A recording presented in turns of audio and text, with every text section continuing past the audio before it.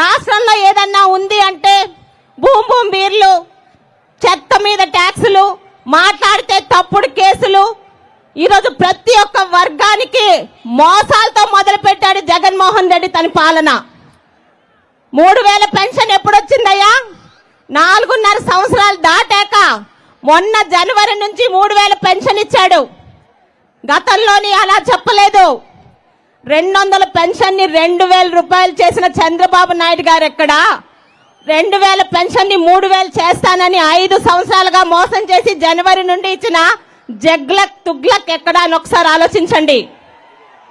అడగకుండా ఇచ్చిన అన్నా క్యాంటీన్లు ఎక్కడున్నాయి? అడగకుండా ఇచ్చిన చంద్రన్న బీమాలు ఎక్కడున్నాయి? అడగకుండా తీసుకొచ్చిన పెళ్లి కానుకలు ఎక్కడున్నాయి? సంక్రాంతి కానుకలు, రంజాన్ కానుకలు, క్రిస్మస్ కానుకలు ఎక్కడున్నాయని అడుగుతున్నాను. ఇదేనా ఒక్క ఛాన్స్ అడిగాని? ఒక్క ఛాన్స్ అంటే ఇచ్చారు.